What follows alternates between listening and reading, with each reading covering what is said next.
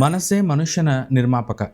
1903ರಲ್ಲಿ James Allen ಬರೆದ as a man ಥಿಂಕತ್ ಎಂಬ ಈ ಚಿಕ್ಕ ಪುಸ್ತಕವು ಒಂದು ದೊಡ್ಡ ಸತ್ಯವನ್ನು ಹೇಳುತ್ತದೆ. ಮನುಷ್ಯನ ಜೀವನವನ್ನು ಅವನ ಪರಿಸ್ಥಿತಿಗಳು ರೂಪಿಸುವುದಿಲ್ಲ, ಅವನ ಆಲೋಚನೆಗಳೇ ರೂಪಿಸುತ್ತವೆ.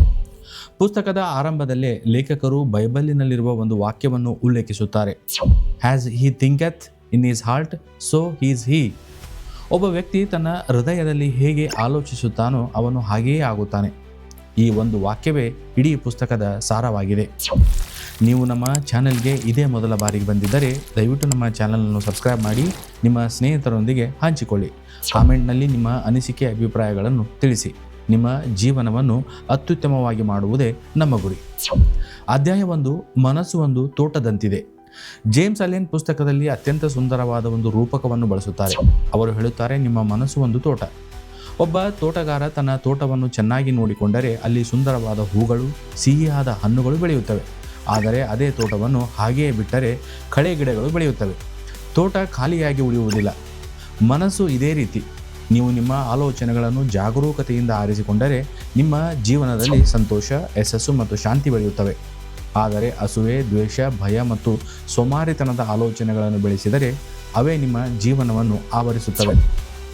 ತೋಟಗಾರನು ಪ್ರತಿದಿನ ಕಳೆ ಗಿಡಗಳನ್ನು ಕೀಳುವಂತೆ ನಾವು ಪ್ರತಿದಿನ ನಮ್ಮ ಮನಸ್ಸಿನಲ್ಲಿ ಹುಟ್ಟುವ ನಕಾರಾತ್ಮಕ ಆಲೋಚನೆಗಳನ್ನು ಗುರುತಿಸಿ ಬಿಡಬೇಕು. ಇಲ್ಲವಾದರೆ ಅವು ನಿಧಾನವಾಗಿ ನಮ್ಮ ಸ್ವಭಾವವಾಗುತ್ತವೆ. ಪ್ರತಿಯೊಂದು ಆಲೋಚನೆಯು ಒಂದು ಬೀಜ. ಪುಸ್ತಕದಲ್ಲಿ ಲೇಖಕರು ಮತ್ತೊಂದು ಪ್ರಮುಖ ವಿಚಾರವನ್ನು ಹೇಳುತ್ತಾರೆ. ಪ್ರತಿಯೊಂದು ಆಲೋಚನೆಯು ಒಂದು ಬೀಜ. ಒಂದು ಮಾವಿನ ಬೀಜ ಬಿತ್ತಿದರೆ ಮಾವಿನ ಮರವೇ ಬೆಳೆಯುತ್ತದೆ, ಬೇವು ಮರ ಬೆಳೆಯುವುದಿಲ್ಲ. ಹಾಗೆಯೇ ಪ್ರೀತಿ, ದಯೆ, ಪ್ರಾಮಾಣಿಕತೆ ಮತ್ತು ಆತ್ಮವಿಶ್ವಾಸದ ಆಲೋಚನೆಗಳನ್ನು ಬಿತ್ತಿದರೆ ಅದೇ ರೀತಿಯ ಜೀವನ ಬೆಳೆಯುತ್ತದೆ.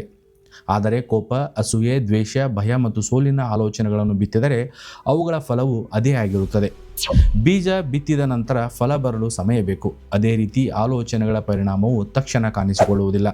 ಆದರೆ ಕೆಲವು ದಿನಗಳು, ತಿಂಗಳುಗಳು ಅಥವಾ ವರ್ಷಗಳ ನಂತರ ಅದರ ಫಲವನ್ನು ನಾವು ಅನುಭವಿಸುತ್ತೇವೆ. ಸ್ವಭಾವ ಹೇಗೆ ನಿರ್ಮಾಣವಾಗುತ್ತದೆ? ಜೇಮ್ಸ್ ಅಲೆನ್ ಹೇಳುವಂತೆ ಸ್ವಭಾವವು ಒಂದು ದಿನದಲ್ಲಿ ಹುಟ್ಟುವುದಿಲ್ಲ. ಒಂದು ಆಲೋಚನೆಯನ್ನು ಮತ್ತೆ ಮತ್ತೆ ಯೋಚಿಸಿದಾಗ ಅದು ಅಭ್ಯಾಸವಾಗುತ್ತದೆ.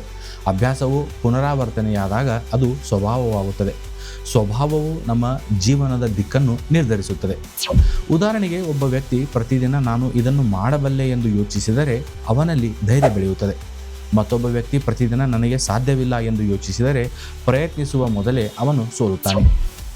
ಇಬ್ಬರ ಸಾಮರ್ಥ್ಯ ಒಂದೇ ಆಗಿರಬಹುದು, ಆದರೆ ಅವರ ಆಲೋಚನೆಗಳು ಅವರ ಭವಿಷ್ಯವನ್ನು ಬದಲಾಯಿಸುತ್ತವೆ. ಜೀವನವು ಕನ್ನಡಿಯಂತೆ. ಈ ಪುಸ್ತಕದಲ್ಲಿ ಜೇಮ್ಸ್ ಅಲೆನ್ ಒಂದು ಆಳವಾದ ವಿಚಾರವನ್ನು ತಿಳಿಸುತ್ತಾರೆ. ಜೀವನವು ನಮ್ಮೊಳಗಿನ ಆಲೋಚನೆಗಳ ಪ್ರತಿಬಿಂಬ. ಅನೇಕ ಜನರು ತಮ್ಮ ಸಮಸ್ಯೆಗಳಿಗೆ ಹೊರಗಿನ ಕಾರಣಗಳನ್ನು ಹುಡುಕುತ್ತಾರೆ. ನನ್ನ ಅದೃಷ್ಟ ಕೆಟ್ಟದ್ದು, ನನಗೆ ಅವಕಾಶ ಸಿಗಲಿಲ್ಲ, ಜನರು ನನ್ನನ್ನು ಅರ್ಥ ಮಾಡಿಕೊಳ್ಳಲಿಲ್ಲ. ಆದರೆ ಲೇಖಕರು ಹೇಳುತ್ತಾರೆ, ಜೀವನದಲ್ಲಿ ಸಂಭವಿಸುವ ಪ್ರತಿಯೊಂದಕ್ಕೂ ನಮ್ಮ ಆಂತರಿಕ ಆಲೋಚನೆಗಳು ಯಾವುದೋ ರೀತಿಯಲ್ಲಿ ಸಂಬಂಧ ಹೊಂದಿರುತ್ತವೆ. ಇದರ ಅರ್ಥ ಪ್ರತಿಯೊಂದು ಘಟನೆಗೆ ನಾವು ನೇರ ಕಾರಣ ಎನ್ನುವುದಲ್ಲ, ಬದಲಾಗಿ ನಮ್ಮ ಆಲೋಚನೆಗಳು ನಮ್ಮ ನಿರ್ಧಾರಗಳು, ಅಭ್ಯಾಸಗಳು ಮತ್ತು ಪ್ರತಿಕ್ರಿಯೆಗಳನ್ನು ರೂಪಿಸುತ್ತವೆ. ಅವೇ ಕೊನೆಯಲ್ಲಿ ನಮ್ಮ ಜೀವನದ ದಿಕ್ಕಿನ ಮೇಲೆ ದೊಡ್ಡ ಪ್ರಭಾವ ಬೀರುತ್ತವೆ. ಕೆಟ್ಟ ಆಲೋಚನೆಗಳು ಹೇಗೆ ನಮ್ಮನ್ನು ಬಂಧಿಸುತ್ತವೆ? ಲೇಖಕರು ವಿವರಿಸುವಂತೆ, ಒಬ್ಬ ವ್ಯಕ್ತಿ ನಿರಂತರವಾಗಿ ಕೋಪವನ್ನು ಮನಸ್ಸಿನಲ್ಲಿ ಇಟ್ಟುಕೊಂಡರೆ ಅವನ ಮುಖದಲ್ಲಿಯೂ ಅವನ ಗುರುತು ಕಾಣಿಸತೊಡಗುತ್ತದೆ. ಭಯದಲ್ಲಿ ಬದುಕುವ ವ್ಯಕ್ತಿ ಹೊಸ ಅವಕಾಶಗಳನ್ನು ತಪ್ಪಿಸಿಕೊಳ್ಳುತ್ತಾನೆ. ಅಸೂಯೆಯಲ್ಲಿರುವ ವ್ಯಕ್ತಿ ತನ್ನ ಬೆಳವಣಿಗೆಯ ಬದಲು ಇತರರ ಜೀವನವನ್ನು ನೋಡುತ್ತಾ ಸಮಯ ಕಳೆಯುತ್ತಾನೆ. ಸೋಮಾರಿತನದ ಆಲೋಚನೆಗಳು ನಿಧಾನವಾಗಿ ಕಾರ್ಯಗಳನ್ನು ಮುಂದೂಡುವ ಅಭ್ಯಾಸವಾಗಿ ಬದಲಾಗುತ್ತವೆ. ಕೊನೆಯಲ್ಲಿ ವ್ಯಕ್ತಿಯೇ ತನ್ನ ಆಲೋಚನೆಗಳಿಂದ ನಿರ್ಮಿಸಿದ ಸೆರೆಮನೆಯಲ್ಲಿ ಸಿಕ್ಕಿಬಿಡುತ್ತಾನೆ. ಒಳ್ಳೆಯ ಆಲೋಚನೆಗಳು ಹೇಗೆ ಜೀವನವನ್ನು ಬದಲಿಸುತ್ತವೆ? ಪುಸ್ತಕದಲ್ಲಿ ಜೇಮ್ಸ್ ಅಲೆನ್ ಒಂದು ಆಶಾದಾಯಕ ಸಂದೇಶವನ್ನು ನೀಡುತ್ತಾರೆ. ಮನಸ್ಸು ಒಂದು ತೋಟವಾಗಿರುವುದರಿಂದ ಅದನ್ನು ಯಾವಾಗ ಬೇಕಾದರೂ ಮತ್ತೆ ಬೆಳೆಸಬಹುದು. ಇಂದು ನಿಮ್ಮ ಮನಸ್ಸಿನಲ್ಲಿ ಕಳೆ ಗಿಡಗಳು ಇದ್ದರೂ ಇಂದಿನಿಂದಲೇ ಅವನ್ನು ತೆಗೆದುಹಾಕಬಹುದು. ಪ್ರತಿದಿನ ಒಂದು ಒಳ್ಳೆಯ ಆಲೋಚನೆಯನ್ನು ಬೆಳೆಸಬಹುದು. ಸ್ವಲ್ಪ ಸಮಯದ ನಂತರ ನಿಮ್ಮ ಸ್ವಭಾವ ಬದಲಾಗುತ್ತದೆ. ಸ್ವಭಾವ ಬದಲಾದಾಗ ನಿಮ್ಮ ನಿರ್ಧಾರಗಳು ಬದಲಾಗುತ್ತವೆ. ನಿರ್ಧಾರಗಳು ಬದಲಾದಾಗ ಜೀವನದ ದಿಕ್ಕು ಬದಲಾಗುತ್ತದೆ. ಇದೇ ಈ ಪುಸ್ತಕದ ಅತ್ಯಂತ ಶಕ್ತಿಯುತ ಸಂದೇಶ. ನಮ್ಮ ಜೀವನಕ್ಕೆ ಇದರ ಅರ್ಥವೇನು? ನಾವು ಹೆಚ್ಚಿನ ಸಮಯ ಹೊರಗಿನ ಪರಿಸ್ಥಿತಿಗಳನ್ನು ಬದಲಾಯಿಸಲು ಪ್ರಯತ್ನಿಸುತ್ತೇವೆ. ಆದರೆ ಜೇಮ್ಸ್ ಅಲೆನ್ ಹೇಳುತ್ತಾರೆ, ಮೊದಲು ಮನಸ್ಸನ್ನು ಬದಲಾಯಿಸಿ, ತೋಟದ ಮಣ್ಣನ್ನು ಬದಲಾಯಿಸದೆ ಉತ್ತಮ ಬೆಳೆ ಸಿಗುವುದಿಲ್ಲ. ಅದೇ ರೀತಿ ಆಲೋಚನೆಗಳನ್ನು ಬದಲಾಯಿಸದೆ ಉತ್ತಮ ಜೀವನ ಸಿಗುವುದಿಲ್ಲ. ನಿಮ್ಮ ಮನಸ್ಸಿನಲ್ಲಿ ಯಾವ ಬೀಜಗಳನ್ನು ಬಿತ್ತುತ್ತಿದೆ ಎಂಬುದನ್ನು ಪ್ರತಿದಿನ ಗಮನಿಸಿ. ಏಕೆಂದರೆ ಇಂದಿನ ಆಲೋಚನೆಗಳು ನಾಳೆಯ ಅಭ್ಯಾಸಗಳಾಗುತ್ತವೆ. ಇಂದಿನ ಅಭ್ಯಾಸಗಳು ಮುಂದಿನ ದಿನಗಳಲ್ಲಿ ನಿಮ್ಮ ಸ್ವಭಾವವಾಗುತ್ತವೆ ಮತ್ತು ನಿಮ್ಮ ಸ್ವಭಾವವೇ ನಿಮ್ಮ ಭವಿಷ್ಯವನ್ನು ನಿರ್ಮಿಸುತ್ತದೆ. ಅಧ್ಯಾಯ 2, ಆಲೋಚನೆಗಳು ಮತ್ತು ಪರಿಸ್ಥಿತಿಗಳು. ಜೀವನವನ್ನು ಯಾರು ರೂಪಿಸುತ್ತಾರೆ? ಮೊದಲ ಭಾಗದಲ್ಲಿ ನಾವು ಒಂದು ಮೂಲಭೂತ ಸತ್ಯವನ್ನು ನೋಡಿದ್ದೇವೆ. ಮನುಷ್ಯನ ಮನಸ್ಸು ಒಂದು ತೋಟದಂತಿದೆ. ಯಾವ ಬೀಜವನ್ನು ಬಿತ್ತುತ್ತೇವೆಯೋ ಅದೇ ಬೆಳೆಯುತ್ತದೆ. ಈಗ ಜೇಮ್ಸ್ ಅಲೆನ್ ಪುಸ್ತಕದ 2ನೇ ಪ್ರಮುಖ ಅಧ್ಯಾಯಕ್ಕೆ ನಮ್ಮನ್ನು ಕರೆದೊಯ್ಯುತ್ತಾರೆ. ಅದು ಮನುಷ್ಯನ ಜೀವನದ ಪರಿಸ್ಥಿತಿಗಳು ಅವನ ಆಲೋಚನೆಗಳೊಂದಿಗೆ ಹೇಗೆ ಸಂಬಂಧ ಹೊಂದಿವೆ. ಈ ವಿಷಯವನ್ನು ಲೇಖಕರು ಬಹಳ ಸ್ಪಷ್ಟವಾಗಿ ವಿವರಿಸುತ್ತಾರೆ. ನಾವು ಪರಿಸ್ಥಿತಿಗಳ ಬಲಿಪಶುಗಳೇ? ಹೆಚ್ಚಿನ ಜನರು ಹೀಗೆ ಯೋಚಿಸುತ್ತಾರೆ: ನನ್ನ ಜೀವನ ಹೀಗಾಗಲು ಕಾರಣ ನನ್ನ ಕುಟುಂಬ, ನನ್ನ ಉದ್ಯೋಗವೇ ನನ್ನ ಸಮಸ್ಯೆ, ನನಗೆ ಹಣ ಇದ್ದರೆ ನಾನು ಸಂತೋಷವಾಗಿರುತ್ತಿದ್ದೆ, ನನಗೆ ಒಳ್ಳೆಯ ಅವಕಾಶ ಸಿಕ್ಕಿದ್ದರೆ ನಾನು ಯಶಸ್ವಿಯಾಗುತ್ತಿದ್ದೆ. ಜೇಮ್ಸ್ ಅಲೆನ್ ಈ ಮನೋಭಾವವನ್ನು ಪ್ರಶ್ನಿಸುತ್ತಾರೆ. ಅವರು ಹೇಳುವುದು, ಪರಿಸ್ಥಿತಿಗಳು ನಮ್ಮನ್ನು ಪರೀಕ್ಷಿಸಬಹುದು, ಆದರೆ ನಮ್ಮ ಪ್ರತಿಕ್ರಿಯೆಯನ್ನು ನಿರ್ಧರಿಸುವುದು ನಮ್ಮ ಆಲೋಚನೆಗಳು. ಒಂದೇ ಬಿರುಗಾಳಿ 2 ಮರಗಳನ್ನು ಅಲುಗಾಡಿಸಬಹುದು. ಆಳವಾದ ಬೇರುಗಳಿರುವ ಮರ ನಿಂತಿರುತ್ತದೆ, ದುರ್ಬಲ ಬೇರುಗಳಿರುವ ಮರ ಉರುಳಬಹುದು. ಬಿರುಗಾಳಿ ಒಂದೇ, ಆದರೆ ಫಲಿತಾಂಶ ಬೇರೆ. ಅದೇ ರೀತಿ ಪರಿಸ್ಥಿತಿಗಳು ಎಲ್ಲರಿಗೂ ಬರುತ್ತವೆ. ಅವುಗಳನ್ನು ಎದುರಿಸುವ ಒಳ ಮನಸ್ಸೇ ವ್ಯತ್ಯಾಸವನ್ನು ಉಂಟು ಮಾಡುತ್ತದೆ. ಪರಿಸ್ಥಿತಿಗಳು ನಮ್ಮ ಒಳ ಮನಸ್ಸನ್ನು ತೋರಿಸುತ್ತವೆ. ಲೇಖಕರು ಒಂದು ಮಹತ್ವದ ವಿಚಾರವನ್ನು ಹೇಳುತ್ತಾರೆ: ಪರಿಸ್ಥಿತಿಗಳು ನಮ್ಮನ್ನು ನಿರ್ಮಿಸುವುದಿಲ್ಲ, ಅವು ನಮ್ಮೊಳಗೆ ಏನಿದೆ ಎಂಬುದನ್ನು ಹೊರಗೆ ತರುತ್ತವೆ. ಒಬ್ಬ ವ್ಯಕ್ತಿಗೆ ಅಧಿಕಾರ ಸಿಕ್ಕಾಗ ಅವನು ವಿನಯದಿಂದ ವರ್ತಿಸುತ್ತಾನೆಯೇ ಅಥವಾ ಅಹಂಕಾರದಿಂದ ವರ್ತಿಸುತ್ತಾನೆಯೇ? ಇದು ಅಧಿಕಾರದ ಪರಿಣಾಮವಲ್ಲ. ಅಧಿಕಾರವು ಅವನೊಳಗಿದ್ದ ಗುಣವನ್ನು ಹೊರಗೆ ತರುತ್ತದೆ. ಅದೇ ರೀತಿ ಹಣ, ಯಶಸ್ಸು, ವಿಫಲತೆ, ಟೀಕೆ ಅಥವಾ ಪ್ರಶಂಸೆ ಇವುಗಳು ನಮ್ಮೊಳಗಿನ ಮನಸ್ಥಿತಿಯನ್ನು ಬಹಿರಂಗಗೊಳಿಸುತ್ತವೆ. ದುಃಖವು ಒಂದು ಶಿಕ್ಷಕ. ಪುಸ್ತಕದಲ್ಲಿ ಜೇಮ್ಸ್ ಅಲೆನ್ ದುಃಖವನ್ನು ಶತ್ರುವಾಗಿ ನೋಡುವುದಿಲ್ಲ. ಅವರು ಹೇಳುತ್ತಾರೆ, ಪ್ರತಿಯೊಂದು ಕಷ್ಟವೂ ಒಂದು ಪಾಠವನ್ನು ಹೊತ್ತು ಬರುತ್ತದೆ. ಒಬ್ಬ ವಿದ್ಯಾರ್ಥಿ ಗಣಿತದಲ್ಲಿ ಮತ್ತೆ ಮತ್ತೆ ತಪ್ಪು ಮಾಡಿದರೆ ಆ ತಪ್ಪು ಅವನಿಗೆ ಯಾವ ಭಾಗವನ್ನು ಇನ್ನೂ ಕಲಿಯಬೇಕಿದೆ ಎಂಬುದನ್ನು ತೋರಿಸುತ್ತದೆ. ಅದೇ ರೀತಿ ಜೀವನದ ಕಷ್ಟಗಳು ನಮ್ಮೊಳಗೆ ಯಾವ ದುರ್ಬಲತೆಗಳಿವೆ ಎಂಬುದನ್ನು ತೋರಿಸುತ್ತವೆ. ಒಬ್ಬ ವ್ಯಕ್ತಿ ಸಣ್ಣ ಟೀಕೆಯನ್ನು ಸಹಿಸದಿದ್ದರೆ ಅವನೊಳಗೆ ಇನ್ನೂ ಅಹಂಕಾರ ಇದೆ ಎಂದು ತಿಳಿಯಬಹುದು. ಒಬ್ಬ ವ್ಯಕ್ತಿ ಸಣ್ಣ ನಷ್ಟಕ್ಕೂ ಕುಸಿದು ಬಿಟ್ಟರೆ ಅವನ ಆತ್ಮವಿಶ್ವಾಸ ಇನ್ನೂ ಗಟ್ಟಿಯಾಗಿಲ್ಲ ಎಂಬುದನ್ನು ಗೊತ್ತಾಗುತ್ತದೆ. ಹೀಗಾಗಿ ಕಷ್ಟಗಳು ಕೇವಲ ನೋವಲ್ಲ, ಅವು ಆತ್ಮ ಪರಿಶೀಲನೆಗೆ ಅವಕಾಶ. ಪುಸ್ತಕದ ಒಂದು ಪ್ರಮುಖ ರೂಪಕ ಚಿನ್ನದ ಶುದ್ಧೀಕರಣ. ಜೇಮ್ಸ್ ಅಲೆನ್ ಒಂದು ಶಕ್ತಿಯುತ ರೂಪಕವನ್ನು ಬಳಸುತ್ತಾರೆ. ಚಿನ್ನವನ್ನು ಶುದ್ಧಗೊಳಿಸಲು ಅದನ್ನು ಬೆಂಕಿಯಲ್ಲಿ ಕರಗಿಸಲಾಗುತ್ತದೆ. ಬೆಂಕಿಯ ಉಷ್ಣದಲ್ಲಿ ಕಲ್ಮಶಗಳು ಕರಗಿ ಹೋಗುತ್ತವೆ. ನಂತರ ಉಳಿಯುವುದು ಶುದ್ಧ ಚಿನ್ನ. ಅದೇ ರೀತಿ ಜೀವನದ ಸವಾಲುಗಳು ನಮ್ಮನ್ನು ನಾಶ ಮಾಡಲು ಅಲ್ಲ, ನಮ್ಮೊಳಗಿನ ದುರ್ಬಲತೆಗಳನ್ನು ಕರಗಿಸಿ ನಮ್ಮನ್ನು ಉತ್ತಮ ವ್ಯಕ್ತಿಗಳನ್ನಾಗಿಸಲು. ನಾವು ಕಷ್ಟವನ್ನು ಹೇಗೆ ನೋಡುತ್ತೇವೆ ಎಂಬುದೇ ಅದರ ಪರಿಣಾಮವನ್ನು ನಿರ್ಧರಿಸುತ್ತದೆ. ನಾವು ಯಾವುದನ್ನು ಆಕರ್ಷಿಸುತ್ತೇವೆ? ಲೇಖಕರು ಹೇಳುವ ಒಂದು ಸೂಕ್ಷ್ಮ ವಿಚಾರವೆಂದರೆ, ನಾವು ಕೇವಲ ನಾವು ಬಯಸುವುದನ್ನು ಮಾತ್ರವಲ್ಲ, ನಮ್ಮ ಸ್ವಭಾವಕ್ಕೆ ಹೊಂದುವ ಫಲಿತಾಂಶಗಳತ್ತ ಸಾಗುತ್ತೇವೆ. ಉದಾಹರಣೆಗೆ, ಪ್ರಾಮಾಣಿಕ ವ್ಯಕ್ತಿಯ ಮೇಲೆ ಜನರಿಗೆ ನಿಧಾನವಾಗಿ ವಿಶ್ವಾಸ ಬೆಳೆಯುತ್ತದೆ. ಸೋಮಾರಿಯಾದ ವ್ಯಕ್ತಿಗೆ ಅವಕಾಶ ಬಂದರೂ ಅದನ್ನು ಉಳಿಸಿಕೊಳ್ಳಲು ಕಷ್ಟವಾಗುತ್ತದೆ. ಶಿಸ್ತುಬದ್ಧ ವ್ಯಕ್ತಿಗೆ ಯಶಸ್ಸು ದೀರ್ಘಕಾಲ ಉಳಿಯುವ ಸಾಧ್ಯತೆ ಹೆಚ್ಚು. ಇದು ಯಾವುದೋ ಮಾಯೆಯಲ್ಲ. ನಮ್ಮ ಆಲೋಚನೆಗಳು ನಮ್ಮ ಅಭ್ಯಾಸಗಳನ್ನು ರೂಪಿಸುತ್ತವೆ. ಅಭ್ಯಾಸಗಳು ನಮ್ಮ ಫಲಿತಾಂಶಗಳನ್ನು ರೂಪಿಸುತ್ತವೆ. ದೂರು ಹೇಳುವುದರಿಂದ ಬದಲಾವಣೆ ಬರುವುದಿಲ್ಲ. ಜೇಮ್ಸ್ ಅಲೆನ್ ಸ್ಪಷ್ಟವಾಗಿ ಹೇಳುತ್ತಾರೆ, ನಾವು ಪರಿಸ್ಥಿತಿಗಳ ಬಗ್ಗೆ ದೂರು ಹೇಳುತ್ತಾ ಇದ್ದರೆ ನಮ್ಮ ಶಕ್ತಿಯನ್ನು ವ್ಯರ್ಥ ಮಾಡುತ್ತೇವೆ. ಆದರೆ ನಾನು ಏನು ಬದಲಾಯಿಸಬಹುದು ಎಂಬ ಪ್ರಶ್ನೆಯನ್ನು ಕೇಳಿದಾಗ ಬೆಳವಣಿಗೆ ಆರಂಭವಾಗುತ್ತದೆ. ಜೀವನದಲ್ಲಿ ಯಾವಾಗಲೂ ನಮ್ಮ ನಿಯಂತ್ರಣದಲ್ಲಿಲ್ಲದ ಸಂಗತಿಗಳು ಇರುತ್ತವೆ. ಆದರೆ ನಮ್ಮ ಆಲೋಚನೆ, ನಮ್ಮ ನಡೆ ಮತ್ತು ನಮ್ಮ ಪ್ರತಿಕ್ರಿಯೆ ಇವುಗಳು ಬಹುಮಟ್ಟಿಗೆ ನಮ್ಮ ಕೈಯಲ್ಲಿರುತ್ತವೆ. ಬದಲಾವಣೆ ಒಳಗಿನಿಂದ ಆರಂಭವಾಗುತ್ತದೆ. ಲೇಖಕರು ಒಂದು ಪ್ರಮುಖ ಸಂದೇಶದೊಂದಿಗೆ ಈ ವಿಚಾರವನ್ನು ಮುಗಿಸುತ್ತಾರೆ. ಮರದ ಹಣ್ಣುಗಳನ್ನು ಬದಲಾಯಿಸಬೇಕಾದರೆ ಅದರ ಬೇರುಗಳನ್ನು ನೋಡಿಕೊಳ್ಳಬೇಕು. ಅದೇ ರೀತಿ ಜೀವನವನ್ನು ಬದಲಾಯಿಸಬೇಕಾದರೆ ಮನಸ್ಸಿನ ಬೇರುಗಳಾದ ಆಲೋಚನೆಗಳನ್ನು ಬದಲಾಯಿಸಬೇಕು. ಹೊರಗಿನ ಪರಿಸ್ಥಿತಿಗಳು ನಿಧಾನವಾಗಿ ಬದಲಾಗಬಹುದು, ಆದರೆ ಒಳಗಿನ ಬದಲಾವಣೆ ಇಂದೇ ಆರಂಭವಾಗಬಹುದು. ಒಬ್ಬ ವ್ಯಕ್ತಿ ತನ್ನ ಆಲೋಚನೆಗಳನ್ನು ಜಾಗೃತಿಯಿಂದ ಆಯ್ಕೆ ಮಾಡಲು ಆರಂಭಿಸಿದಾಗ ಅವನ ನಿರ್ಧಾರಗಳು ಬದಲಾಗುತ್ತವೆ. ನಿರ್ಧಾರಗಳು ಬದಲಾಗುತ್ತಿದ್ದಂತೆ ಅವನ ಅಭ್ಯಾಸಗಳು ಬದಲಾಗುತ್ತವೆ. ಅಭ್ಯಾಸಗಳು ಬದಲಾಗುತ್ತಿದ್ದಂತೆ ಅವನ ಜೀವನವು ಹೊಸ ದಿಕ್ಕನ್ನು ಪಡೆಯುತ್ತದೆ. ಈ ಭಾಗದ ಅಂತ್ಯದಲ್ಲಿ ಜೇಮ್ಸ್ ಅಲೆನ್ ನಮ್ಮನ್ನು ಒಂದು ಸರಳ ಆದರೆ ಆಳವಾದ ಪ್ರಶ್ನೆ ಕೇಳುವಂತೆ ಮಾಡುತ್ತಾರೆ. ನನ್ನ ಜೀವನವನ್ನು ಬದಲಾಯಿಸಲು ನಾನು ಹೊರಗಿನ ಜಗತ್ತನ್ನು ಕಾಯುತ್ತಿದ್ದೇನೆಯೇ, ಅಥವಾ ನನ್ನ ಮನಸ್ಸನ್ನು ಬದಲಾಯಿಸಲು ಇಂದು ಮೊದಲ ಹೆಜ್ಜೆ ಇಡುತ್ತಿದ್ದೇನೆಯೇ? ಅಧ್ಯಾಯ 3 ಆಲೋಚನೆಗಳು ದೇಹ ಮತ್ತು ಆರೋಗ್ಯವನ್ನು ಹೇಗೆ ರೂಪಿಸುತ್ತವೆ. ಮೊದಲ 2 ಭಾಗಗಳಲ್ಲಿ ಜೇಮ್ಸ್ ಅಲೆನ್ ಒಂದು ಮೂಲ ಸತ್ಯವನ್ನು ವಿವರಿಸಿದರು: ಮನಸ್ಸು ಜೀವನದ ನಿರ್ಮಾಪಕ. ಈಗ ಅವರು ಮತ್ತೊಂದು ಅತ್ಯಂತ ಆಸಕ್ತಿದಾಯಕ ವಿಷಯವನ್ನು ಹೇಳುತ್ತಾರೆ. ಮನಸ್ಸು ಕೇವಲ ನಮ್ಮ ಜೀವನವಲ್ಲ, ನಮ್ಮ ದೇಹದ ಮೇಲೆಯೂ ಪ್ರಭಾವ ಬೀರುತ್ತದೆ. ಇದರ ಅರ್ಥ ಪ್ರತಿಯೊಂದು ರೋಗವೂ ಕೇವಲ ಆಲೋಚನೆಗಳಿಂದ ಉಂಟಾಗುತ್ತದೆ ಎಂದು ಅವರು ಹೇಳುವುದಿಲ್ಲ. ಬದಲಾಗಿ ನಮ್ಮ ಮನಸ್ಥಿತಿ, ನಮ್ಮ ದೇಹದ ಆರೈಕೆ, ಅಭ್ಯಾಸಗಳು ಮತ್ತು ಒಟ್ಟಾರೆ ಆರೋಗ್ಯದ ಮೇಲೆ ದೊಡ್ಡ ಪ್ರಭಾವ ಬೀರುತ್ತದೆ ಎಂಬುದನ್ನು ಒತ್ತಿ ಹೇಳುತ್ತಾರೆ. ದೇಹವು ಮನಸ್ಸಿನ ಸೇವಕ. ಜೇಮ್ಸ್ ಅಲೆನ್ ಒಂದು ಸುಂದರವಾದ ವಾಕ್ಯವನ್ನು ಬರೆಯುತ್ತಾರೆ: the body is the servant of the mind. ಅಂದರೆ ದೇಹವು ಮನಸ್ಸಿನ ಸೇವಕ. ಒಬ್ಬ ಒಳ್ಳೆಯ ಸೇವಕ ತನ್ನ ಯಜಮಾನನ ಮಾತನ್ನು ಕೇಳುವಂತೆ ನಮ್ಮ ದೇಹವು ನಮ್ಮ ಆಲೋಚನೆಗಳ ಪ್ರಭಾವಕ್ಕೆ ಸ್ಪಂದಿಸುತ್ತದೆ. ನೀವು ಕೆಲವೊಮ್ಮೆ ಗಮನಿಸಿರಬಹುದು, ಪರೀಕ್ಷೆಯ ಮೊದಲು ವಿದ್ಯಾರ್ಥಿಗೆ ಆತಂಕವಾದಾಗ ಹೊಟ್ಟೆಯಲ್ಲಿ ವಿಚಿತ್ರ ಅನುಭವವಾಗುತ್ತದೆ. ಭಯವಾದಾಗ ಹೃದಯ ಬಡಿತ ಹೆಚ್ಚಾಗುತ್ತದೆ. ತೀವ್ರ ಕೋಪ ಬಂದಾಗ ಮುಖ ಕೆಂಪಾಗುತ್ತದೆ. ಒಳ್ಳೆಯ ಸುದ್ದಿ ಕೇಳಿದಾಗ ಮುಖದಲ್ಲಿ ನಗು ಮೂಡುತ್ತದೆ. ಈ ಉದಾಹರಣೆಗಳ ಮೂಲ ಕಲೆ ಮನಸ್ಸು ಮತ್ತು ದೇಹದ ನಡುವಿನ ಸಂಬಂಧವನ್ನು ನಾವು ಅನುಭವಿಸಬಹುದು. ಭಯದ ನೆರಳಿನಲ್ಲಿ ಬದುಕುವ ವ್ಯಕ್ತಿ. ಪುಸ್ತಕದಲ್ಲಿ ಲೇಖಕರು ಒಂದು ವಿಚಾರವನ್ನು ಹೇಳುತ್ತಾರೆ: ಒಬ್ಬ ವ್ಯಕ್ತಿ ದಿನವಿಡೀ ಭಯದಲ್ಲೇ ಬದುಕುತ್ತಿದ್ದರೆ ಅವನು ಜೀವನವನ್ನು ಆನಂದಿಸಲು ಸಾಧ್ಯವಾಗುವುದಿಲ್ಲ. ಪ್ರತಿಯೊಂದು ಕೆಲಸದಲ್ಲೂ ಅವನಿಗೆ ಅವಮಾನ, ಪ್ರತಿಯೊಂದು ನಿರ್ಧಾರದಲ್ಲೂ ಭಯ. ಅಂತಹ ಮನಸ್ಥಿತಿ ಅವನ ಜೀವನದ ಉತ್ಸಾಹವನ್ನೇ ಕಡಿಮೆ ಮಾಡುತ್ತದೆ. ಇದಕ್ಕೆ ವಿರುದ್ಧವಾಗಿ ಶಾಂತ ಮತ್ತು ಆತ್ಮವಿಶ್ವಾಸದಿಂದ ಬದುಕುವ ವ್ಯಕ್ತಿ ಜೀವನದ ಸವಾಲುಗಳನ್ನು ಹೆಚ್ಚು ಸಮತೋಲನದಿಂದ ಎದುರಿಸುತ್ತಾನೆ. ಅಸೂಯೆ ಮತ್ತು ಕೋಪ ಮನಸ್ಸಿನ ವಿಷ. ಜೇಮ್ಸ್ ಅಲೆನ್ ಅಸೂಯೆ ಮತ್ತು ದ್ವೇಷವನ್ನು ಮನಸ್ಸಿನ ವಿಷಕ್ಕೆ ಹೋಲಿಸುತ್ತಾರೆ. ಒಬ್ಬ ವ್ಯಕ್ತಿ ದಿನವಿಡೀ ಇನ್ನೊಬ್ಬರ ಯಶಸ್ಸಿನ ಬಗ್ಗೆ ಅಸೂಯೆ ಪಡುತ್ತಿದ್ದರೆ ಅವನು ತನ್ನ ಬೆಳವಣಿಗೆಯನ್ನು ಮರೆತು ಬಿಡುತ್ತಾನೆ. ಕೋಪವನ್ನು ಮನಸ್ಸಿನಲ್ಲಿ ಹಿಡಿದುಕೊಂಡ ವ್ಯಕ್ತಿ ತನ್ನ ಶಾಂತಿಯನ್ನು ತಾನೇ ಕಳೆದುಕೊಳ್ಳುತ್ತಾನೆ. ಇದು ಮತ್ತೊಬ್ಬರಿಗೆ ಶಿಕ್ಷೆ ಅಲ್ಲ, ಮೊದಲು ತನ್ನ ಮನಸ್ಸಿಗೆ ಶಿಕ್ಷೆ.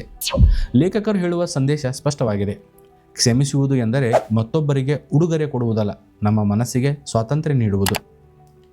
ಶುದ್ಧವಾದ ಆಲೋಚನೆಗಳ ಸೌಂದರ್ಯ. ಜೇಮ್ಸ್ ಅಲೆನ್ ಹೇಳುತ್ತಾರೆ: ಮನಸ್ಸು ಶುದ್ಧವಾಗಿದ್ದರೆ ಅದು ಮುಖದಲ್ಲೂ ಕಾಣಿಸುತ್ತದೆ. ನಾವು ಕೆಲವರನ್ನು ನೋಡಿದಾಗ ಅವರ ಮುಖದಲ್ಲಿ ಒಂದು ಶಾಂತಿ ಕಾಣುತ್ತದೆ. ಅವರು ಹೆಚ್ಚು ಮಾತನಾಡದಿದ್ದರೂ ಅವರ ಸಾನ್ನಿಧ್ಯವೇ ನೆಮ್ಮದಿಯನ್ನು ನೀಡುತ್ತದೆ. ಲೇಖಕರ ಪ್ರಕಾರ ಅಂತಹ ಶಾಂತಿ ಹೊರಗಿನ ಅಲಂಕಾರದಿಂದ ಬರುವುದಿಲ್ಲ. ಅದು ವರ್ಷಗಳ ಕಾಲ ಬೆಳೆಸಿಕೊಂಡ ಒಳ್ಳೆಯ ಆಲೋಚನೆಗಳು, ಆತ್ಮನಿಗ್ರಹ ಮತ್ತು ಕರುಣೆಯ ಫಲ. ಅದೇ ರೀತಿ ಸದಾ ದ್ವೇಷ, ಅಸೂಯೆ ಮತ್ತು ಕೋಪದಲ್ಲಿ ಬದುಕುವ ವ್ಯಕ್ತಿಯ ಮುಖದಲ್ಲಿಯೂ ಆ ಮನಸ್ಥಿತಿಯ ಪರಿಣಾಮ ನಿಧಾನವಾಗಿ ಕಾಣಿಸತೊಡಗುತ್ತದೆ. ಆಹಾರಕ್ಕಿಂತ ಮುಖ್ಯವಾದುದು ಮನಸ್ಸಿನ ಆಹಾರ. ನಾವು ಪ್ರತಿದಿನ ದೇಹಕ್ಕೆ ಆಹಾರ ಕೊಡುತ್ತೇವೆ, ಆದರೆ ಮನಸ್ಸಿಗೆ ಯಾವ ಆಹಾರ ಕೊಡುತ್ತೇವೆ? ಜೇಮ್ಸ್ ಅಲೆನ್ ಈ ಪ್ರಶ್ನೆಯನ್ನು ಪರೋಕ್ಷವಾಗಿ ಕೇಳುತ್ತಾರೆ. ದಿನವಿಡೀ ದೂರುಗಳು, ನಕಾರಾತ್ಮಕ ಚಿಂತನೆಗಳು, ಅಸೂಯೆ ಮತ್ತು ಭಯದಿಂದ ಮನಸ್ಸನ್ನು ತುಂಬಿಸಿದರೆ ಅದರ ಪರಿಣಾಮ ನಮ್ಮ ವರ್ತನೆಯಲ್ಲಿ ಕಾಣುತ್ತದೆ. ಆದರೆ ಒಳ್ಳೆಯ ಪುಸ್ತಕಗಳು, ಉತ್ತಮ ಆಲೋಚನೆಗಳು, ಪ್ರೇರಣಾದಾಯಕ ಚಿಂತನೆಗಳು ಮತ್ತು ಆತ್ಮ ಪರಿಶೀಲನೆಯಿಂದ ಮನಸ್ಸನ್ನು ಪೋಷಿಸಿದರೆ ಅದು ನಮ್ಮ ವ್ಯಕ್ತಿತ್ವವನ್ನು ಬಲಪಡಿಸುತ್ತದೆ. ಸ್ವಯಂ ನಿಯಂತ್ರಣದ ಶಕ್ತಿ. ಪುಸ್ತಕದಲ್ಲಿ ಜೇಮ್ಸ್ ಅಲೆನ್ ಪದೇ ಪದೇ ಆತ್ಮನಿಗ್ರಹದ ಮಹತ್ವವನ್ನು ಹೇಳುತ್ತಾರೆ. ಒಬ್ಬ ವ್ಯಕ್ತಿ ತನ್ನ ಕೋಪವನ್ನು ಅರ್ಥ ಮಾಡಿಕೊಂಡರೆ, ತನ್ನ ಭಯವನ್ನು ಗಮನಿಸಿದರೆ, ತನ್ನ ಆಸೆಗಳನ್ನು ವಿವೇಕದಿಂದ ನಿಯಂತ್ರಿಸಿದರೆ ಅವನು ನಿಧಾನವಾಗಿ ತನ್ನ ಜೀವನದ ನಾಯಕನಾಗುತ್ತಾನೆ. ಅದರರ್ಥ ಭಾವನೆಗಳನ್ನು ಒತ್ತಿ ಹಾಕುವುದು ಅಲ್ಲ, ಅವು ಬಂದಾಗ ಅವುಗಳಿಗೆ ಗುಲಾಮನಾಗದೆ ಜಾಗೃತಿಯಿಂದ ಪ್ರತಿಕ್ರಿಯಿಸುವುದು. ಆರೋಗ್ಯದ ನಿಜವಾದ ಅರ್ಥ. ಜೇಮ್ಸ್ ಅಲೆನ್ ದೃಷ್ಟಿಯಲ್ಲಿ ಆರೋಗ್ಯ ಎಂದರೆ ಕೇವಲ ರೋಗವಿಲ್ಲದಿರುವುದಲ್ಲ. ನಿಜವಾದ ಆರೋಗ್ಯ ಎಂದರೆ ಶಾಂತ ಮನಸ್ಸು, ಸಮತೋಲನದ ಆಲೋಚನೆ, ಒಳ್ಳೆಯ ಸ್ವಭಾವ ಮತ್ತು ಅರ್ಥಪೂರ್ಣ ಜೀವನ. ಇವುಗಳು ಸೇರಿ ವ್ಯಕ್ತಿಯನ್ನು ಒಳಗಿನಿಂದ ಬಲಿಷ್ಠನನ್ನಾಗಿ ಮಾಡುತ್ತವೆ. ಉದ್ದೇಶ, ಸಾಧನೆ ಮತ್ತು ಯಶಸ್ಸಿನ ನಿಜವಾದ ರಹಸ್ಯ. ಇಲ್ಲಿಯವರೆಗೂ ಜೇಮ್ಸ್ ಅಲೆನ್ ನಮಗೆ ಮನಸ್ಸು ಜೀವನವನ್ನು ಹೇಗೆ ರೂಪಿಸುತ್ತದೆ, ಪರಿಸ್ಥಿತಿಗಳು ನಮ್ಮ ಒಳಮನಸ್ಸನ್ನು ಹೇಗೆ ಪ್ರತಿಬಿಂಬಿಸುತ್ತವೆ ಮತ್ತು ಆಲೋಚನೆಗಳು ನಮ್ಮ ದೇಹದ ಮೇಲೂ ಹೇಗೆ ಪ್ರಭಾವ ಬೀರುತ್ತವೆ ಎಂಬುದನ್ನು ತಿಳಿಸಿದರು. ಈಗ ಅವರು ಪುಸ್ತಕದ ಅತ್ಯಂತ ಪ್ರೇರಣಾದಾಯಕ ಭಾಗಕ್ಕೆ ಬರುತ್ತಾರೆ. ಅವರ ಪ್ರಶ್ನೆ ಸರಳವಾಗಿದೆ: ಒಬ್ಬ ವ್ಯಕ್ತಿ ಏಕೆ ಯಶಸ್ವಿಯಾಗುತ್ತಾನೆ?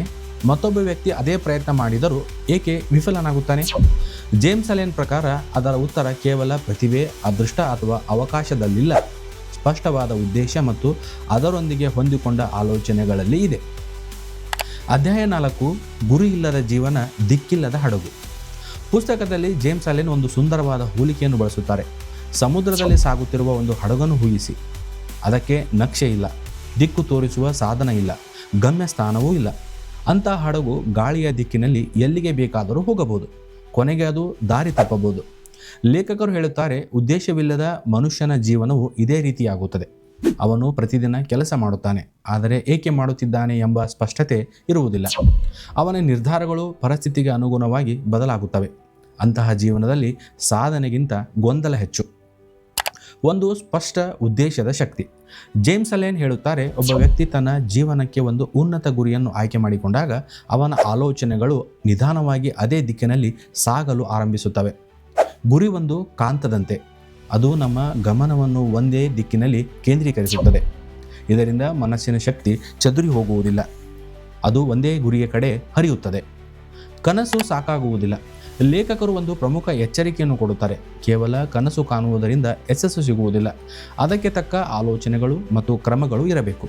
ಉದಾಹರಣೆಗೆ, ಒಬ್ಬ ವಿದ್ಯಾರ್ಥಿ ವೈದ್ಯನಾಗಬೇಕು ಎಂದು ಬಯಸುತ್ತಾನೆ, ಆದರೆ ಅವನು ಓದುವುದಿಲ್ಲ, ಸಮಯವನ್ನು ವ್ಯರ್ಥ ಮಾಡುತ್ತಾನೆ. ಆಗ ಅವನ ಕನಸು ಕೇವಲ ಆಸೆಯಾಗಿಯೇ ಉಳಿಯುತ್ತದೆ.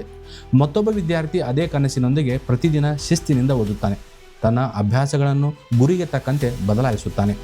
ಅವನ ಕನಸು ನಿಧಾನವಾಗಿ ವಾಸ್ತವವಾಗಲು ಆರಂಭಿಸುತ್ತದೆ. ಸಂದೇಹ ಯಶಸ್ಸಿನ ಮೊದಲ ಶತ್ರು. ಪುಸ್ತಕದಲ್ಲಿ ಜೇಮ್ಸ್ ಅಲೆನ್ ಪದೇ ಪದೇ ಹೇಳುವ ವಿಚಾರವೆಂದರೆ, ಸಂದೇಹವು ವ್ಯಕ್ತಿಯ ಶಕ್ತಿಯನ್ನು ಕುಗ್ಗಿಸುತ್ತದೆ. ನನಗೆ ಸಾಧ್ಯವಾಗುವುದಿಲ್ಲ, ನಾನು ವಿಫಲನಾಗುತ್ತೇನೆ, ನನ್ನ ಅದೃಷ್ಟ ಸರಿಯಿಲ್ಲ. ಇಂತಹ ಆಲೋಚನೆಗಳು ಪ್ರಯತ್ನ ಆರಂಭವಾಗುವ ಮುನ್ನವೇ ವ್ಯಕ್ತಿಯನ್ನು ದುರ್ಬಲವನ್ನಾಗಿ ಮಾಡುತ್ತವೆ. ಇದಕ್ಕೆ ವಿರುದ್ಧವಾಗಿ ಆತ್ಮವಿಶ್ವಾಸದಿಂದ ಯೋಚಿಸುವ ವ್ಯಕ್ತಿ ಪ್ರತಿಯೊಂದು ಸೋಲಿನಿಂದಲೂ ಪಾಠ ಕಲಿಯುತ್ತಾನೆ. ಅವನಿಗೆ ಸೋಲು ಅಂತ್ಯವಲ್ಲ, ಮುಂದಿನ ಪ್ರಯತ್ನಕ್ಕೆ ಮಾರ್ಗದರ್ಶನ. ತ್ಯಾಗವಿಲ್ಲದೆ ಯಶಸ್ಸಿಲ್ಲ. ಇದು ಪುಸ್ತಕದ ಅತ್ಯಂತ ಶಕ್ತಿಯುತ ಸಂದೇಶಗಳಲ್ಲಿ ಒಂದು. ಜೇಮ್ಸ್ ಅಲೆನ್ ಬರೆಯುತ್ತಾರೆ, ಪ್ರತಿಯೊಂದು ಸಾಧನೆಯ ಹಿಂದೆ ಯಾವುದೋ ಒಂದು ತ್ಯಾಗ ಇರುತ್ತದೆ. ಒಬ್ಬ ಸಂಗೀತಗಾರ ಅತ್ಯುತ್ತಮವಾಗಲು ಸಾವಿರಾರು ಗಂಟೆಗಳ ಅಭ್ಯಾಸ ಮಾಡುತ್ತಾನೆ. ಒಬ್ಬ ವಿಜ್ಞಾನಿ ವರ್ಷಗಳ ಕಾಲ ಸಂಶೋಧನೆ ಮಾಡುತ್ತಾನೆ. ಒಬ್ಬ ಕ್ರೀಡಾಪಟು ತನ್ನ ಆರಾಮವನ್ನು ಬಿಟ್ಟು ಪ್ರತಿದಿನ ತರಬೇತಿ ಪಡೆಯುತ್ತಾನೆ. ಯಶಸ್ಸು ಕೇವಲ ಬಯಕೆಯಿಂದ ಬರುವುದಿಲ್ಲ, ಅದಕ್ಕೆ ಬೆಲೆ ಕೊಡಬೇಕು. ಆ ಬೆಲೆ ಎಂದರೆ ಸಮಯ, ಶಿಸ್ತು, ತಾಳ್ಮೆ ಮತ್ತು ನಿರಂತರ ಪ್ರಯತ್ನ. ವಿಫಲತೆಯನ್ನು ಹೇಗೆ ನೋಡಬೇಕು? ಲೇಖಕರು ವಿಫಲತೆಯನ್ನು ಶಾಪವೆಂದು ನೋಡುವುದಿಲ್ಲ, ಅದು ವ್ಯಕ್ತಿಯನ್ನು ರೂಪಿಸುವ ಸಾಧನ. ಒಬ್ಬ ಶಿಲ್ಪಿ ಕಲ್ಲನ್ನು ಕೆತ್ತಿದಾಗ ಅನೇಕ ತುಂಡುಗಳು ಕೆಳಗೆ ಬೀಳುತ್ತವೆ, ಆದರೆ ಅವುಗಳಿಲ್ಲದೆ ಸುಂದರವಾದ ಶಿಲ್ಪ ಸಿದ್ಧವಾಗುವುದಿಲ್ಲ. ಅದೇ ರೀತಿ ಜೀವನದಲ್ಲಿನ ತಪ್ಪುಗಳು ಮತ್ತು ಸೋಲುಗಳು ನಮ್ಮನ್ನು ರೂಪಿಸುವ ಪ್ರಕ್ರಿಯೆಯ ಭಾಗ. ಅವುಗಳಿಂದ ಕಲಿತರೆ ಅವು ಯಶಸ್ಸಿನ ಮೆಟ್ಟಲಾಗುತ್ತವೆ. ಶಿಸ್ತು ಯಶಸ್ಸಿನ ಬೆನ್ನೆಲುಬು. ಜೇಮ್ಸ್ ಅಲೆನ್ ಪ್ರಕಾರ ದೊಡ್ಡ ಕನಸುಗಳಿಗಿಂತ ದೊಡ್ಡ ಶಿಸ್ತು ಮುಖ್ಯ. ಪ್ರತಿದಿನ ಸ್ವಲ್ಪ ಪ್ರಗತಿ ಮಾಡಿದರೂ ಸಾಕು, ಆದರೆ ಅದನ್ನು ನಿರಂತರವಾಗಿ ಮಾಡಬೇಕು. ಒಂದು ದಿನ ತುಂಬ ಕೆಲಸ ಮಾಡಿ ನಂತರ 10 ದಿನ ಏನೂ ಮಾಡದಿರುವುದಕ್ಕಿಂತ ಪ್ರತಿದಿನ ಸ್ವಲ್ಪ ಮುಂದೆ ಸಾಗುವುದು ಹೆಚ್ಚು ಶಕ್ತಿಯುತ. ಆಲೋಚನೆ, ಕ್ರಿಯೆ, ಫಲಿತಾಂಶ. ಈ ಅಧ್ಯಾಯದಲ್ಲಿ ಲೇಖಕರು ಒಂದು ಸರಳ ಸರಪಳಿಯನ್ನು ವಿವರಿಸುತ್ತಾರೆ. ಆಲೋಚನೆಗಳು ನಮ್ಮ ನಿರ್ಧಾರಗಳನ್ನು ರೂಪಿಸುತ್ತವೆ, ನಿರ್ಧಾರಗಳು ನಮ್ಮ ಕ್ರಿಯೆಗಳನ್ನು ರೂಪಿಸುತ್ತವೆ, ಕ್ರಿಯೆಗಳು ನಮ್ಮ ಅಭ್ಯಾಸಗಳನ್ನು ರೂಪಿಸುತ್ತವೆ, ಅಭ್ಯಾಸಗಳು ನಮ್ಮ ಸ್ವಭಾವವನ್ನು ನಿರ್ಮಿಸುತ್ತವೆ ಮತ್ತು ಸ್ವಭಾವವೇ ನಮ್ಮ ಭವಿಷ್ಯವನ್ನು ರೂಪಿಸುತ್ತದೆ. ಆದ್ದರಿಂದ ಯಶಸ್ಸಿನ ಆರಂಭ ಹೊರಗಿನ ಜಗತ್ತಿನಲ್ಲಿ ಅಲ್ಲ, ಅದು ಮನಸ್ಸಿನಲ್ಲೇ ಆರಂಭವಾಗುತ್ತದೆ. ನಿಮ್ಮ ಕನಸನ್ನು ಗೌರವಿಸಿ. ಈ ಭಾಗದ ಕೊನೆಯಲ್ಲಿ ಜೇಮ್ಸ್ ಅಲೆನ್ ಬಹಳ ಪ್ರೇರಣಾದಾಯಕ ಸಂದೇಶವನ್ನು ನೀಡುತ್ತಾರೆ. ಅವರು ಹೇಳುತ್ತಾರೆ, ನಿಮ್ಮ ಮನಸ್ಸಿನಲ್ಲಿ ಒಂದು ಉನ್ನತ ಕನಸು ಇದ್ದರೆ ಅದನ್ನು ಚಿಕ್ಕದಾಗಿ ನೋಡಬೇಡಿ. ಅದನ್ನು ಪ್ರತಿದಿನ ಒಳ್ಳೆಯ ಆಲೋಚನೆಗಳಿಂದ ಪೋಷಿಸಿ. ಅದಕ್ಕಾಗಿ ಅಗತ್ಯವಾದ ಶಿಸ್ತನ್ನು ಬೆಳೆಸಿ. ಕಷ್ಟಗಳು ಬಂದರೂ ಗುರಿಯನ್ನು ಬಿಡಬೇಡಿ, ಏಕೆಂದರೆ ಇಂದಿನ ಸಣ್ಣ ಪ್ರಯತ್ನಗಳೇ ನಾಳೆಯ ದೊಡ್ಡ ಸಾಧನೆಗಳಾಗಿ ಬೆಳೆಯುತ್ತವೆ. ಅಧ್ಯಾಯ 5, ಶಾಂತಿ, ಆತ್ಮನಿಗ್ರಹ ಮತ್ತು ಆದರ್ಶ ಜೀವನ. ಜೇಮ್ಸ್ ಅಲೆನ್ ಪುಸ್ತಕದ ಕೊನೆಯ ಅಧ್ಯಾಯದಲ್ಲಿ ಯಶಸ್ಸು, ಹಣ ಅಥವಾ ಸಾಧನೆ ಬಗ್ಗೆ ಮಾತನಾಡುವುದಿಲ್ಲ.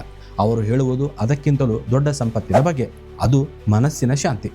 ಲೇಖಕರ ಪ್ರಕಾರ ನಿಜವಾದ ಯಶಸ್ಸು ಎಂದರೆ ಹೊರಗಿನ ಸಾಧನೆಗಳಲ್ಲ, ಯಾವುದೇ ಪರಿಸ್ಥಿತಿಯಲ್ಲೂ ತನ್ನ ಮನಸ್ಸನ್ನು ಸಮತೋಲನದಲ್ಲಿ ಇಟ್ಟುಕೊಳ್ಳುವ ಸಾಮರ್ಥ್ಯವೇ ನಿಜವಾದ ಯಶಸ್ಸು. ಶಾಂತ ಮನಸ್ಸು ನಿಜವಾದ ಶಕ್ತಿ. ಜೇಮ್ಸ್ ಅಲೆನ್ ಹೇಳುತ್ತಾರೆ, ಜೋರಾಗಿ ಮಾತನಾಡುವ ವ್ಯಕ್ತಿ ಯಾವಾಗಲೂ ಬಲಿಷ್ಠನಾಗಬೇಕೆಂದಿಲ್ಲ, ಕೋಪದಿಂದ ಪ್ರತಿಕ್ರಿಯಿಸುವ ವ್ಯಕ್ತಿ ಧೈರ್ಯಶಾಲಿಯಾಗಿರಬೇಕೆಂದಿಲ್ಲ. ಆದರೆ ಕಷ್ಟದ ಸಂದರ್ಭದಲ್ಲೂ ಶಾಂತವಾಗಿರುವ ವ್ಯಕ್ತಿ ನಿಜವಾದ ಬಲವನ್ನು ಹೊಂದಿರುತ್ತಾನೆ. ನದಿಯ ಮೇಲ್ಮೈ ಅಲೆಗಳಿಂದ ತುಂಬಿರಬಹುದು, ಆದರೆ ಆಳದಲ್ಲಿ ಅದು ಶಾಂತವಾಗಿರುತ್ತದೆ. ಅದೇ ರೀತಿ ಜೀವನದಲ್ಲಿ ಹೊರಗಿನ ಘಟನೆಗಳು ಬದಲಾಗುತ್ತಲೇ ಇರುತ್ತವೆ, ಆದರೆ ಒಳಗೆ ಶಾಂತವಾಗಿರುವ ವ್ಯಕ್ತಿ ಯಾವುದೇ ಬಿರುಗಾಳಿಯನ್ನು ಸಮತೋಲನದಿಂದ ಎದುರಿಸಬಲ್ಲನು. ಆತ್ಮನಿಗ್ರಹ ನಾಯಕತ್ವದ ಮೊದಲ ಹೆಜ್ಜೆ. ಪುಸ್ತಕದಲ್ಲಿ ಜೇಮ್ಸ್ ಅಲೆನ್ ಒಂದು ಮಹತ್ವದ ವಿಚಾರವನ್ನು ಹೇಳುತ್ತಾರೆ. ತನ್ನನ್ನು ತಾನೇ ನಿಯಂತ್ರಿಸದ ವ್ಯಕ್ತಿ ಯಾವುದನ್ನು ನಿಜವಾಗಿ ನಿಯಂತ್ರಿಸಲು ಸಾಧ್ಯವಿಲ್ಲ. ಕೋಪ ಬಂದಾಗ ತಕ್ಷಣ ಪ್ರತಿಕ್ರಿಯಿಸುವುದು ಸುಲಭ, ಅವಮಾನವಾದಾಗ ತಕ್ಷಣ ಉತ್ತರ ಕೊಡುವುದು ಸುಲಭ. ಆದರೆ ಕ್ಷಣಕಾಲ ನಿಂತು ಯೋಚಿಸಿ ಸರಿಯಾದ ಪ್ರತಿಕ್ರಿಯೆ ನೀಡುವುದು ಅದೇ ಆತ್ಮನಿಗ್ರಹ. ಈ ಗುಣವೇ ಒಬ್ಬ ವ್ಯಕ್ತಿಯನ್ನು ಪರಿಪಕ್ವನನ್ನಾಗಿ ಮಾಡುತ್ತದೆ. ಪುಸ್ತಕದ ಅಂತಿಮ ರೂಪಕ ಸಮುದ್ರದ ನಾಯಕ. ಜೇಮ್ಸ್ ಅಲೆನ್ ಒಂದು ಸುಂದರವಾದ ಚಿತ್ರಣವನ್ನು ನೀಡುತ್ತಾರೆ. ಸಮುದ್ರದಲ್ಲಿ ಬಿರುಗಾಳಿ ಬಂದಾಗ ಅನುಭವಿ ಹಡಗಿನ ನಾಯಕ ಗಾಬರಿಯಾಗುವುದಿಲ್ಲ. ಅವನ ಗಮನ ಗಾಳಿಯ ಮೇಲೆ ಇರುವುದಿಲ್ಲ, ಹಡಗಿನ ದಿಕ್ಕಿನ ಮೇಲೆ ಇರುತ್ತದೆ. ಅದೇ ರೀತಿ ಧ್ಯಾನಿಯೂ ಗಮನ ಪರಿಸ್ಥಿತಿಗಳ ಮೇಲೆ ಇರುವುದಿಲ್ಲ, ತನ್ನ ಮನಸ್ಸಿನ ಮೇಲೆ ಇರುತ್ತದೆ. ಏಕೆಂದರೆ ಹೊರಗಿನ ಬಿರುಗಾಳಿಯನ್ನು ನಿಲ್ಲಿಸಲು ಸಾಧ್ಯವಿಲ್ಲ, ಆದರೆ ಒಳಗಿನ ಸ್ಥಿರತೆಯನ್ನು ಕಾಪಾಡಿಕೊಳ್ಳಬಹುದು. ಯಶಸ್ಸಿನ ಕೊನೆಯ ಮೆಟ್ಟಿಲು ವಿನಯ. ಪುಸ್ತಕದ ಪ್ರಕಾರ ನಿಜವಾದ ಬೆಳವಣಿಗೆ ಕಂಡ ವ್ಯಕ್ತಿ ಅಹಂಕಾರಿಯಾಗಿರುವುದಿಲ್ಲ, ಅವನಲ್ಲಿ ವಿನಯ ಹೆಚ್ಚಾಗುತ್ತದೆ. ಏಕೆಂದರೆ ಅವನಿಗೆ ಗೊತ್ತಾಗುತ್ತದೆ, ಪ್ರತಿಯೊಂದು ಯಶಸ್ಸಿನ ಹಿಂದೆ ಪರಿಶ್ರಮವಿದೆ, ಪ್ರತಿಯೊಂದು ಪರಿಶ್ರಮದ ಹಿಂದೆ ಸರಿಯಾದ ಆಲೋಚನೆಗಳಿವೆ, ಪ್ರತಿಯೊಂದು ಒಳ್ಳೆಯ ಆಲೋಚನೆ ಹಿಂದೆ ಜಾಗೃತಿ ಇದೆ. ಹೀಗಾಗಿ ಯಶಸ್ಸು ಅಹಂಕಾರವನ್ನು ಅಲ್ಲ, ವಿನಯವನ್ನು ಬೆಳೆಸಬೇಕು, ಮನಸ್ಸನ್ನು ಪ್ರತಿದಿನ ಬೆಳೆಸಬೇಕು. ಜೇಮ್ಸ್ ಅಲೆನ್ ಕೊನೆಯವರೆಗೂ ಒಂದೇ ಸಂದೇಶವನ್ನು ಪುನರಾವರ್ತಿಸುತ್ತಾರೆ. ತೋಟವನ್ನು ಒಂದು ಬಾರಿ ಸ್ವಚ್ಛಗೊಳಿಸಿದರೆ ಸಾಕಾಗುವುದಿಲ್ಲ, ಪ್ರತಿದಿನ ನೋಡಿಕೊಳ್ಳಬೇಕು. ಮನಸ್ಸು ಹಾಗೆಯೇ, ಒಂದು ದಿನ ಒಳ್ಳೆಯ ಆಲೋಚನೆ ಮಾಡಿದರೆ ಜೀವನ ಬದಲಾಗುವುದಿಲ್ಲ, ಆದರೆ ಪ್ರತಿದಿನ ಒಳ್ಳೆಯ ಆಲೋಚನೆಗಳನ್ನು ಆಯ್ಕೆ ಮಾಡಿದರೆ ವರ್ಷಗಳ ನಂತರ ವ್ಯಕ್ತಿಯ ಸಂಪೂರ್ಣ ಜೀವನವೇ ಬದಲಾಗಬಹುದು. ಧನ್ಯವಾದ. ಈ ಸಾರಾಂಶ ನಿಮಗೆ ಇಷ್ಟವಾದರೆ ನಮ್ಮ ಚಾನಲನ್ನು ಸಬ್ಸ್ಕ್ರೈಬ್ ಮಾಡಿ, ನಿಮ್ಮ ಸ್ನೇಹಿತರೊಂದಿಗೆ ಹಂಚಿಕೊಳ್ಳಿ. ಮುಂದಿನ ಪುಸ್ತಕದ ಸಾರಾಂಶದೊಂದಿಗೆ ಮತ್ತೆ ಭೇಟಿಯಾಗೋಣ. ನಮಸ್ಕಾರ.